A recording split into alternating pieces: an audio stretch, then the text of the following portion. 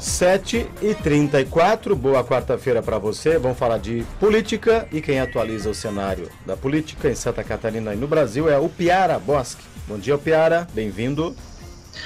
Bom dia, Marcos, bom dia, Fernando, bom dia, ouvintes da Jovem Pan Joinville, desculpa. Vamos lá, pela Jovem Pan Joinville.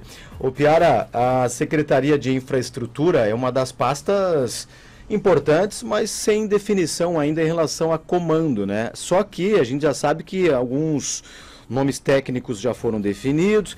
Como é que o governador está cuidando dessa questão, montando essa área importante para o Executivo Estadual, hein? É curioso observar que a Secretaria de Infraestrutura, ela não tem secretário, mas comando ela já tem. Porque o governador Jorginho Melo, ele indicou alguns nomes da sua extrema confiança para cargos estratégicos. Por exemplo, ela está tocada nesse momento, interinamente, pelo Ricardo Grando. O Ricardo Grando vai ser o adjunto quando tiver um secretário. Lembrando que essa secretaria foi oferecida ao MDB. E ele é adjunto, ele é um nome que acompanha Jorginho Melo há algum tempo, chegou a ser secretário regional lá em Joaçaba por indicação dele, por outras funções.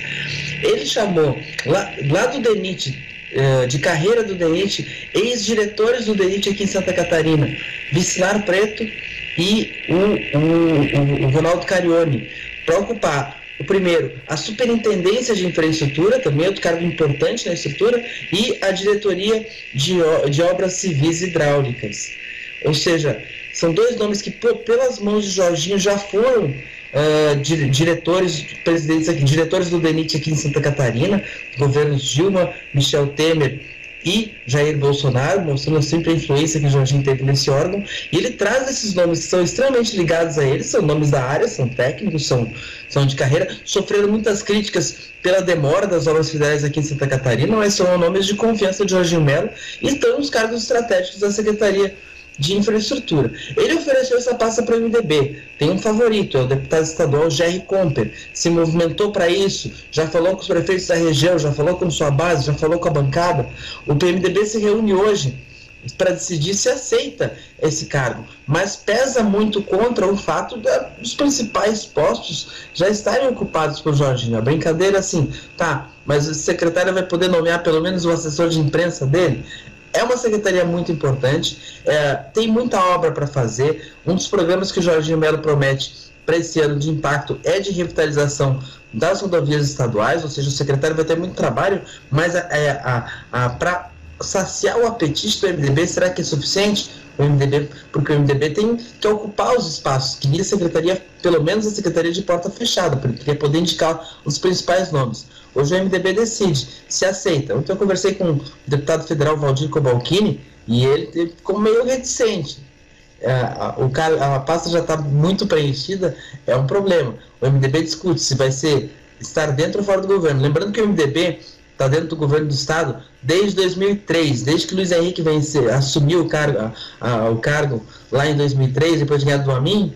O MDB é governo, já vai fazer mais de 20 anos. Ou seja, será que o MDB fica fora do governo dessa vez? A resposta a gente vai ter nos próximos dias.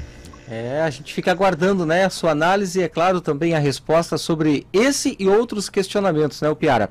Agora, uma outra pergunta. Na Assembleia, né, alguma novidade, o Piara, em termos de definição de quem será o líder do governo que vai organizar, né, essa base de defesa dos projetos do Executivo a serem levados à apreciação dos deputados?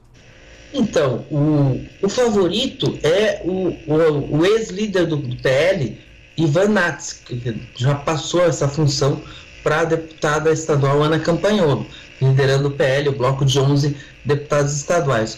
O Ivan Nats, na condição de líder do PL, participou das discussões sobre a presidência da Assembleia. O PL não teve uma boa condução nesse momento, muito errática, não conseguiu emplacar, decidiu apoiar Milton Schaeffer, ele não conseguiu, depois teve que aderir a Mauro de Nadal, teve uma fissura interna com a indicação da Ana Campanholo para a primeira vice, depois acabou sendo Maurício Skudlark. Então, dentro do governo tem gente que acha que não deve ser o Ivan Nats. Aí a alternativa que surge é a do Zé Milton Schaeffer, que acabou sendo chamuscado do processo, teve o apoio do PL, mas não conseguiu avançar, acabou tendo que desistir da candidatura à presidência da Alesc. Eu ficaria entre esses dois nomes. Jorginho ainda não decidiu. Acredito que um desses dois será o líder do governo da Alesc, que é uma parte que a própria construção da presidência da Assembleia mostra que faltou alguma coisa ali. Talvez alguém com um pouquinho mais de delicadeza. Vamos ver se o Jorginho vai ser certeiro nessa escolha.